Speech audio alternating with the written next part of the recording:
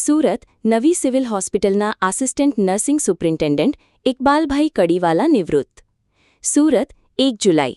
સુરતની નવી સિવિલ હોસ્પિટલમાં છેલ્લા 33 વર્ષથી વધુ સમય સુધી નિષ્ઠા, પ્રામાણિકતા અને સમર્પણ સાથે આરોગ્ય સેવા આપનાર આસિસ્ટન્ટ નર્સિંગ સુપ્રિન્ટેન્ડન્ટ ઇકબાલભાઈ કડીવાલા 30 જૂન 2026ના રોજ સત્તાવાર રીતે નિવૃત્ત થયા હતા.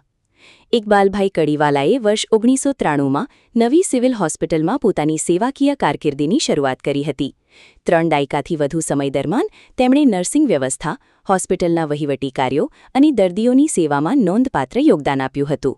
તેમની શિસ્તબદ્ધ કાર્યપદ્ધતિ, સમયપાલન, જવાબદારી અને દર્દીઓ પ્રત્યેની સંવેદનશીલતા તેમણે સહકર્મીઓ અને તબીબી વર્તુળમાં વિશિષ્ટ ઓળખ અપાવતી રહી. નિવૃત્તિ નિમિત્તે નવી સિવિલ હોસ્પિટલ ખાતે વિદાયી સમારોહ યોજાયો હતો. આ પ્રસંગે હોસ્પિટલના તબીબો, નર્સિંગ સ્ટાફ, અધિકારીઓ અને કર્મચારીઓએ પુષ્પગુચ્છ, શાલ અને સ્મૃતિચિહ્ન અર્પણ કરીને ઇકબાલભાઈનું સન્માન કર્યું હતું. સહકર્મીઓએ તેમની સાથે જોડાયેલી યાદોને વાગોળી તેમની નિષ્ઠાભરી સેવાની પ્રશંસા કરી હતી.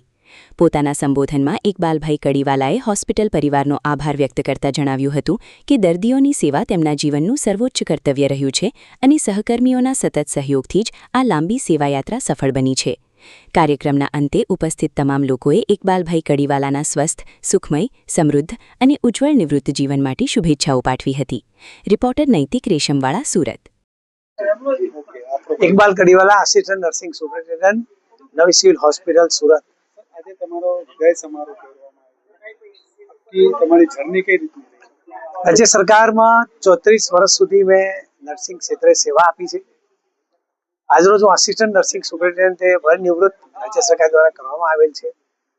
મારી વિદ્યાર્થી કાર સંસ્કારી નગરી વડોદરા ખાતે થઈ છે. હું નર્સિંગ એસોસિએશન ગુજરાતનો સ્ટેટ બ્રાન્ચનો સેક્રેટરી છું. ગુજરાત નર્સિંગ કાઉન્સિલનો ઉપપ્રમુખ છું અને ઇન્ડિયન નર્સિંગ કાઉન્સિલનો મેમ્બર છું.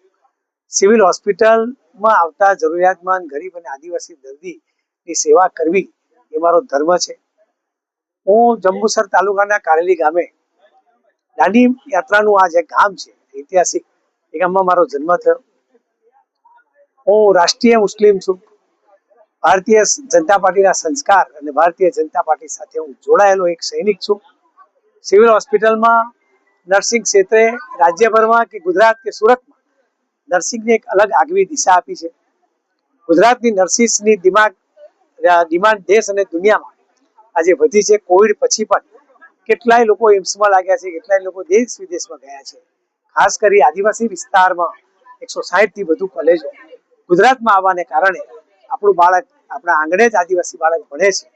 કેટલાય આદિવાસી બાળકો, કેટલાય મધ્ય વર્ગના બાળકો આજે પોતે પગભર થયા છે અને અમેરિકા હોય, લંડન હોય કે કેનેડા હોય, એ ગુજરાતનું ગૌરવ વધાર્યા છે. આ તબક્કે આદરણીય વડાપ્રધાન નરેન્દ્ર મોદી સાહેબનો ખૂબ ખૂબ આભાર વ્યક્ત કરું છું કે તેઓ જ્યારે મુખ્યમંત્રી હતા ત્યારે મને રાષ્ટ્રપતિ એવોર્ડ, ફ્લોરેન્સ નાઇટિંગેલ નેશનલ એવોર્ડ પ્રાપ્ત થયો છે. સેવાનો એવોર્ડ હતો. એ મારી પ્લેગની કામગીરી, રેલની કામગીરી અને ભૂકંપની કામગીરીને એ પ્રતિષ્ઠિત એવોર્ડ મને પ્રાપ્ત થયો છે. એક મુસ્લિમ પરિવારના દીકરાને પ્રાપ્ત થયો છે. આદરણીય વડાપ્રધાન સાહેબનો ખૂબ ખૂબ આભાર માનું છું. કેન્દ્ર સરકાર અને રાજ્ય સરકારનો ખૂબ ખૂબ આભાર માનું છું કે નર્સિસના તમામ પ્રશ્નો પર હલ કર્યા છે. સિવિલ હોસ્પિટલ ખાતે આજરોજ હું વય નિવૃત્ત થયો છે. આવતીકાલથી મારી દર્દી માટેની, સમાજ માટેની આરોગ્યલક્ષી કોઈ પણ સેવા હશે એને હું સમર્પિત છું.